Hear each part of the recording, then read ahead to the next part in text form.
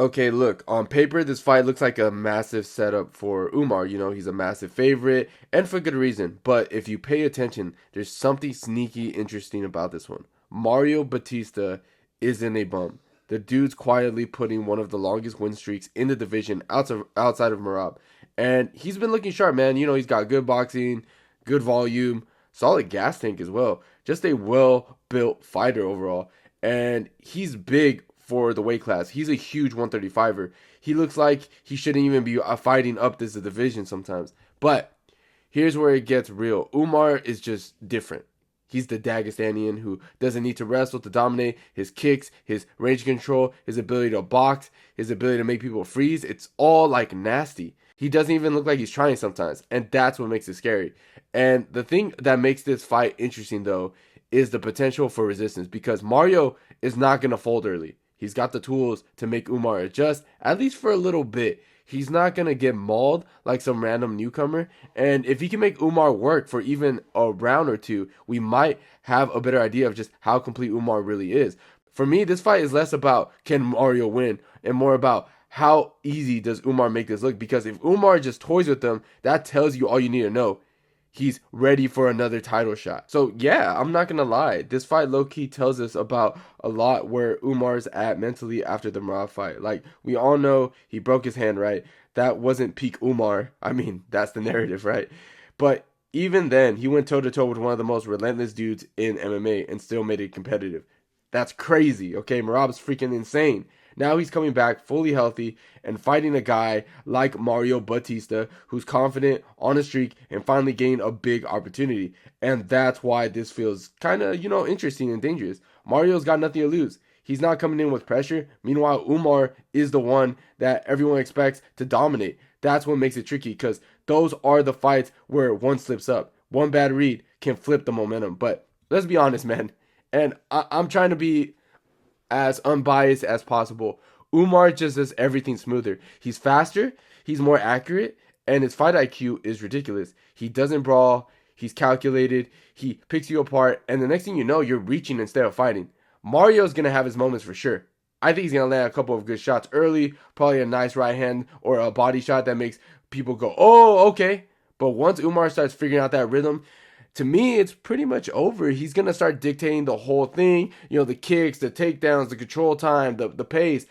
I honestly got Umar by decision 30-27. Maybe one round's close just because Mario's game as hell. But overall, I think Umar's just going to show everyone that he's still one of the cleanest fighters in the sport. Alright, so let's really break this fight down because the detail actually matters more than people realize. Mario Batista is not some random opponent. He earned his spot like I mentioned earlier. He's got clean boxing, good mechanics, and a nice sense of range when he's allowed to set the pace. What makes him dangerous is his ability to stay busy. He's not one of those guys who just waits around the counter. He's always putting something out. A jab, a feint, a low kick, a right hand to the body, and he does it all with purpose.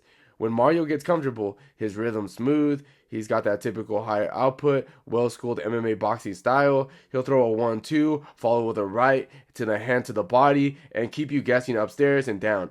That's how he breaks guys. And his cardio holds up. He could do that for 3 rounds. That's one reason why people might think that he's going to give Umar some resistance. But here's the problem, man. Umar doesn't let you really find your rhythm, Every fighter who's tried to get comfortable against Umar ends up looking hesitant or like flat-footed. His range control and his kicking game just dismantles your timing. Those flicking kicks, those question marks, the side kicks to the body, the lead teeps. They all come so fast that by the time you think you can counter, he's already circling out. Umar's not just a grappler, he's a disturber, I would say. He fights in a pattern that don't make sense for most guys. He'll kick you 3 times from range, then suddenly shoot a perfect time takedown from the opposite stance. And it forces you to overthink. And once Umar takes the lead, he doesn't rush the finish, he just controls the entire fight. He's consistently changing looks, level changing, side feints, small bounces on the outside. It's not even about striking for his grappling at that point. It's about the pace and control. He makes you fight in his terms. Now, to Mario's credit, he's a good scrambler. He's got that strong base, and he's hard to hold down for long. If Umar gets him down, Mario's not just going to accept it. He's going to post up, try to stand up, maybe land an elbow or two on the break, but that's where Umar's chain wrestling comes in. If the first takedown doesn't land, the second will. I'm telling you that right now. If that doesn't work, the third one will. He doesn't stop until you give up position. The key difference between them is efficient. Mario works hard for every exchange, while Umar works smart. Everything Umar does has a purpose. Every step, every kick, every feint. So when people ask me, can Mario win? Yeah, if Umar fights lazy. But if Umar doesn't fight lazy, he's consistent. He focused and he's patient. He doesn't let his ego drag him into a dumb exchange. I think early on, Mario's going to have his moments. He's going to land that right hand or two when Umar's measuring the range. But once Umar downloads the timing, in my opinion, it's a wrap. He starts running numbers on you, mixing body kicks, double legs, and cage control. You start reacting instead of fighting. I've got Umar winning comfortably. Maybe Mario makes it a little bit competitive in the first round. But once Umar settles in, this becomes a one-way traffic. I see a dominant 30-27, maybe 29-28. Now, I just want to say this quick. This fight means way more for Umar Nurmagomedov than it does for Mario Bautista. And I don't even think it's a debate. For Umar, this is about reestablishing his dominance, his momentum. You can't forget his stock took a weird dip after the Merab fight. Even though it was competitive, people started questioning him just because he didn't win. That's what happens when you're that talented. Expectations get insane. So now he needs this win, not just to keep his ranking, obviously, but to remind everyone that he's still one of the best bantamweights on the planet. A clean performance here puts him right back into title talk territory. Maybe even setting up a rematch with Merab, like I mentioned earlier. I believe for Mario, it's about, legitimacy. He's on one of the longest active win streaks in the division, and yet nobody's not really talking about him, as a threat. That's because the division is so deep. You got killers everywhere, but because his biggest wins haven't aged well, like for an example, Patchy Mix lost to a newcomer. Aldo was way past his prime. And the Black Shear fight was way closer than people admit. If he can make Umar sweat a little, he earns real respect. Nobody expects him to win, but if he pushes Umar, it changes how people view him completely. Stylistically, this fight could tell us something about where the division is heading. Because bantamweight has been dominated by pace fighters, guys like Merab Dvalishvili, Sandhagen, and O'Malley, who win by activity and movement. Umar represents a new wave of this technical, perfection, no wasted energy. Everything's efficient. If he dominates here, it proves that the new standard isn't just volume anymore or wild stuff. It's about precision and control. That's a scary shit for everyone in the top 10. And what's wild? Umar is still developing, He's only been in a handful of UFC fights and hasn't even reached his physical prime yet.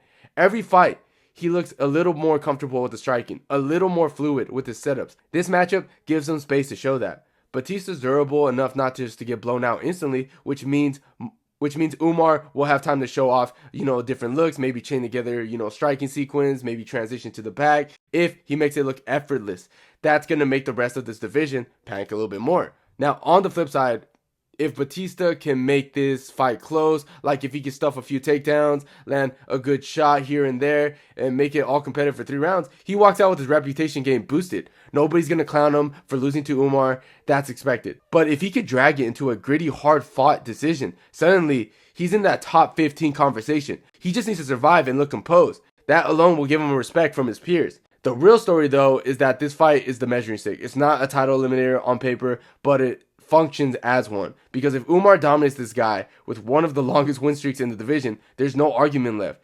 He has to walk in line to get another title shot. At the end of the day, this fight feels like the calm before the storm for Umar. It's not about proving how good he is. Everyone knows that. It's about reminding people that he's levels above most of the division. Mario Bautista, solid fighter, no doubt about it. But this is one of those matchups that expose the gaps between very good and elite. So yeah, I'm picking Umar by decision. Maybe by a late finish, but I don't see it. But either way, this fight is going to be another step in the slow, inevitable climb to the title. He's too polished, he's too sharp, and he's too composed to let this one slip. But what do you guys think? Let me know in the comments down below. And if you enjoyed the video, please leave a like. And don't forget to subscribe to the channel if you haven't already. And like always, I'll see you on my next one.